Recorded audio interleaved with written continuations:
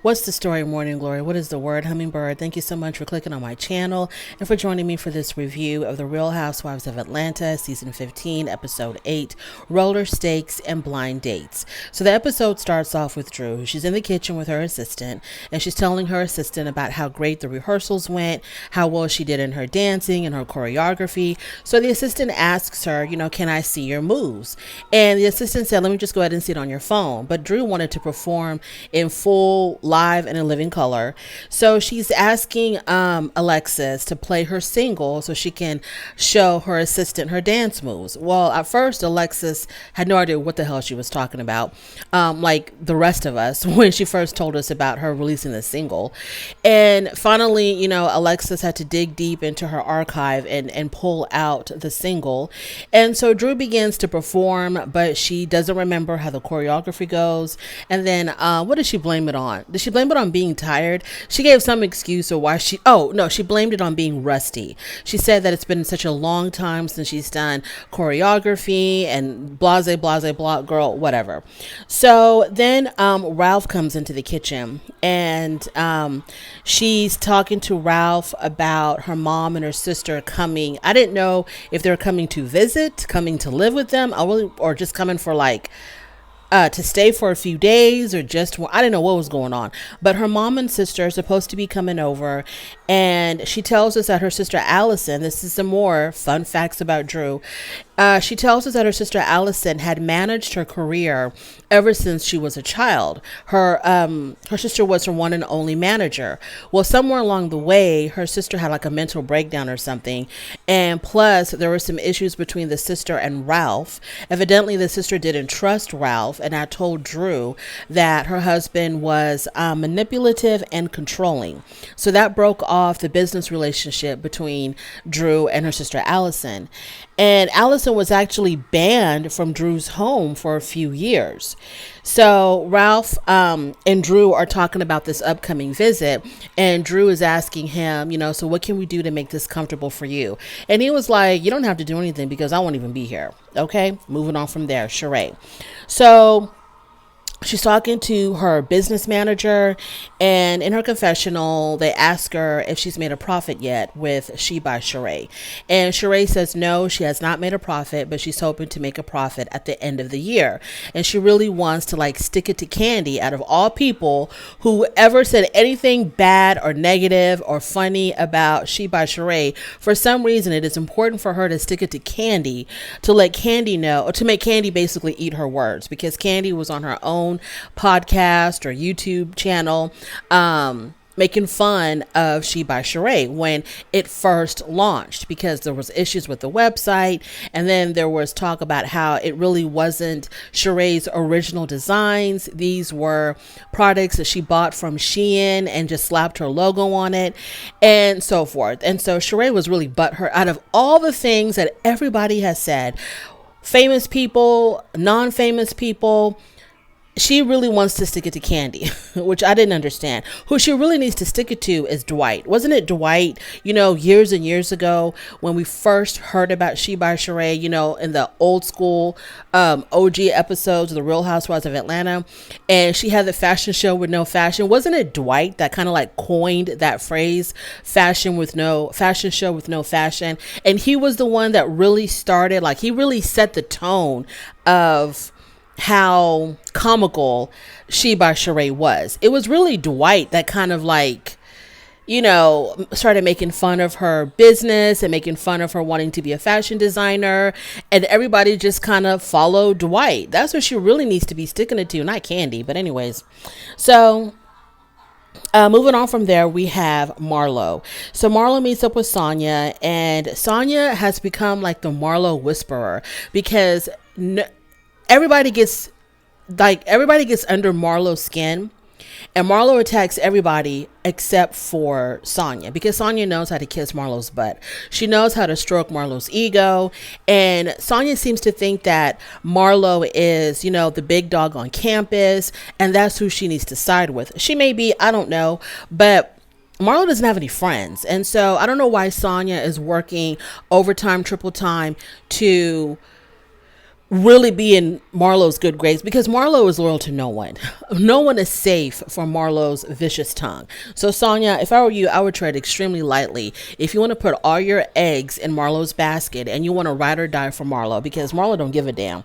So they're meeting up, and at first they talk about Candy and how Marlo's feelings were really hurt when Candy said to her at the Gucci brunch, she says, you know what, F you, F those flowers, blah, blah, blah. So Marlo, what she heard when Candy said F you and those flowers, the flowers that Marlo was expecting Candy to send to her family when her nephew passed away, all that Marlo heard was Candy basically saying F your nephew and F your sister. That's what Marlo heard. That's how Marlo interpreted it as. So, but Marlo doesn't understand, girl. If it was really bothering you, why are you bringing it up 3-4 years later? Why didn't you nip it in the bud back then? Why didn't you confront Candy back then? Because you got everybody all kinds of confused by laying dormant for 3 years, acting like you and Candy were getting along, never mentioning it not once in anything. And now you're bringing it up as if this has just been the bane of your existence. This has just caused you so much emotional turmoil. You could not, you couldn't sleep, you couldn't eat, you couldn't function because Candy didn't send flowers to your nephew's family or whatever the situation is. So she was really hurt by she plays like she was hurt by what Candy said. So then they talk about Marlo's blind date. Her assistant manager, whatever her name is, has set up Marlo for a blind date, and she was letting Sonia know that it's with a Jamaican. And so I guess, Sonia was trying to give her advice on how to act on her date because Marlo has never had a blind date before. And so Sonia was trying to give her advice and pointers on the right questions to ask to get to know him better. And the only thing that Marlo was really concerned with was, how much money was in his bank account, how good is his credit score, etc. Moving on from there, Sheree meets up with Candy because Sheree was really bothered by the jokes that Candy was making about She by Sheree. So she wants to have a meeting with Candy, and so they meet up to take a walk.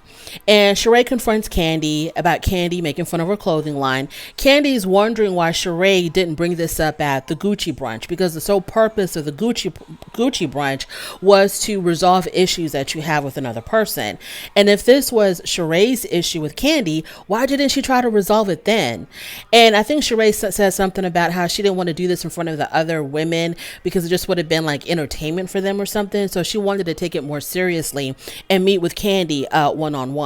So Sheree asked Candy if she had purchased any of her products, and Candy was like, no, because your website's been down.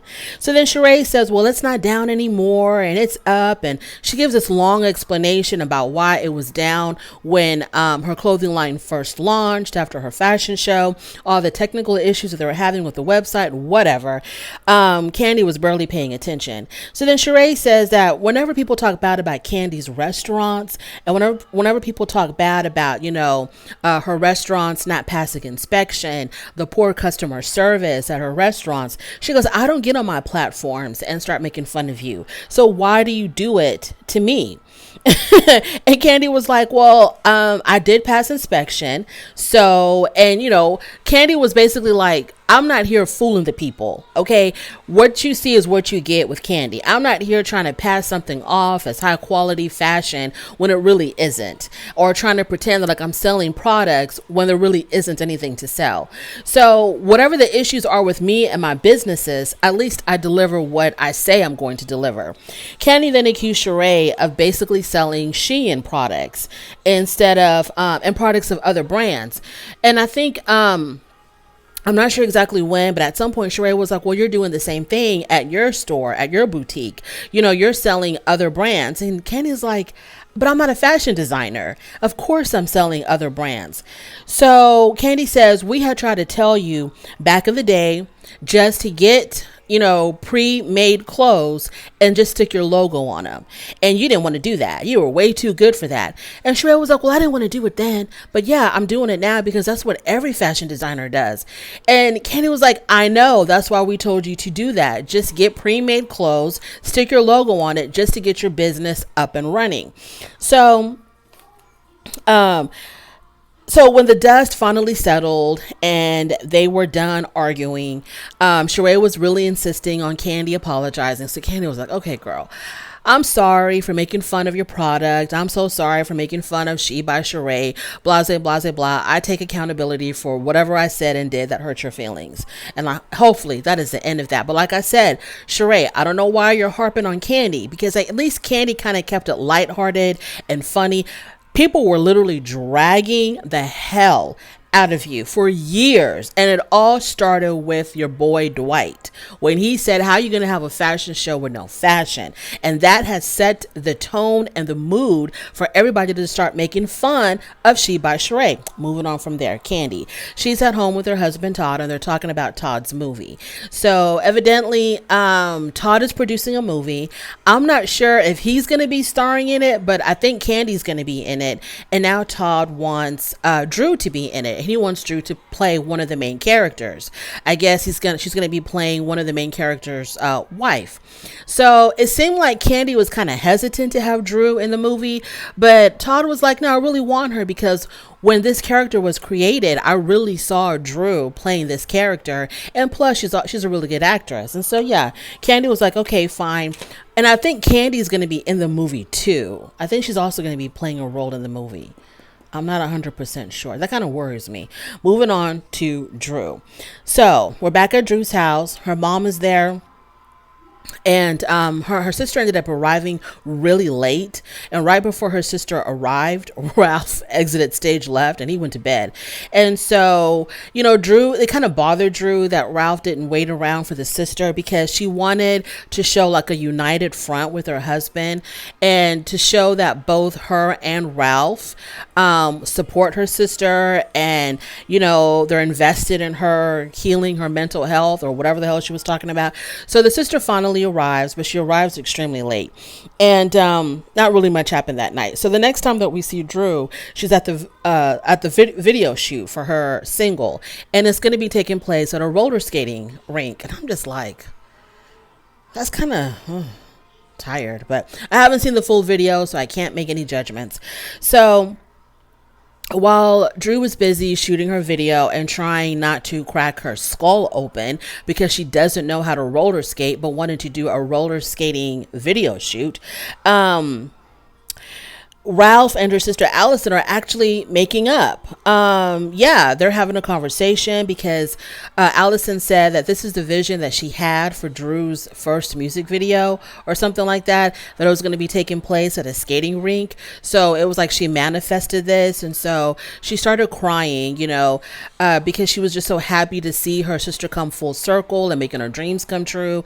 And so Ralph, the ice around his heart kind of melted a little bit for his sister-in-law. So he walks over and he gives her a hug, and it was great that they were able to make up.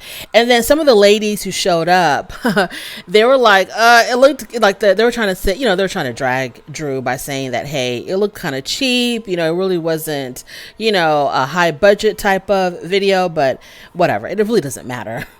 I mean, it really doesn't matter. Moving on from there. So finally, Marlo goes on her date. She's on her way to her date. So as the driver is driving her to the restaurant, she FaceTimes Sonia, and Sonia tells her about Drew's video shoot. And side note real quick about Sonia. So Sonia, she shows up to everybody's event, whatever function, event, dinner, brunch, breakfast, whatever, she shows up. And she wants to make it seem as if, oh, I show up and I support everybody because I'm such a great friend. But in my opinion, she just wants camera time. She just wants to take over the show. She wants to be seen, and she just wants camera time. But anyway, so Marlo FaceTimes Sonia, and Sonia tells her about Drew's video shoot. And Sonia was like, Marlo was like, I didn't get an invite. So she said she's going to call Drew just to kind of mess with her, right? So she calls Drew, and they talk about the confrontation that they had. And so Drew said, well, for her to move forward with Marlo, she's going to need Marlo to apologize. So Marlo was like, okay, girl, I'm sorry. I'm really sorry about how I reacted, but in all honesty, I didn't think that my reaction had bothered you that much, because where I'm from, Florida, that's how we talk to each other. You know, it's bitch this and bitch that. That's how we, conversate or converse with one another. You being from Chicago, I thought you would understand that, but I guess people from Chicago are a little bit more sensitive. So Marlo was trying to keep the conversation kind of light, but Drew was like all business, right? She did not have time for the jokes and the games. She was all business. And so Marlo was trying to, so Drew says all of a sudden, she's like, well, I need to know how you're going to show up as a friend. So when she started off that sentence like that, kind of like, she meant business and she wanted to have a serious conversation about the direction of their friendship and whether or not she can trust Marlo. Marlo was like, you know what, I'm done with this, and promptly hung up on Drew. That was funny. After she hung up on her, she started saying that her wig was bubbling. She was built like a square, and that's why her husband is looking at other women who have more curvaceous bodies than her, more voluptuous curves than her. It was a fool. So Marlo gets to the restaurant where her date is waiting for her. Well, we find out that the restaurant is actually owned by her date. And who is her date? Well, he is one fine looking man. Okay, he is tall, he is smooth, I mean the most prettiest skin, the salt and pepper beard. He's 39 years old and he's a chef by profession. Really easy on the eyes. Okay, Marlo was really taken aback by how good looking this guy was. Now, is he the best looking guy in the world? Probably not, but he was very good looking.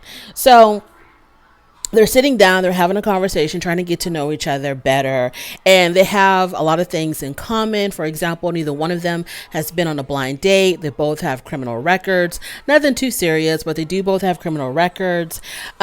She's taking care of her 2 nephews, and he has 3 children. And he told her he's got a 15-year-old, a 2-year-old, and a 1-year-old.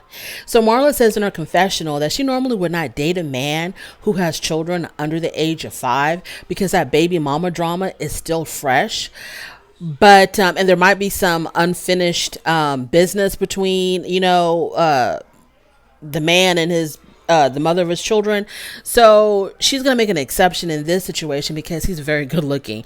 And there was a lot of chemistry between them and they were flirting heavy with one another. But him having a 2 and a 1-year-old, I don't know. I mean, it must have been a very nasty breakup for them to part ways when the kids are so young. Or he's being a jerk by leaving his ex and leaving her with 2 very small children. He must have been a real jerk. Or there's still something going on between them. There might still be unresolved feelings between them because the kids are so young. I mean, she was pregnant like about a year ago, pregnant with his child, and that 2 and 1. No, ma'am. Absolutely not.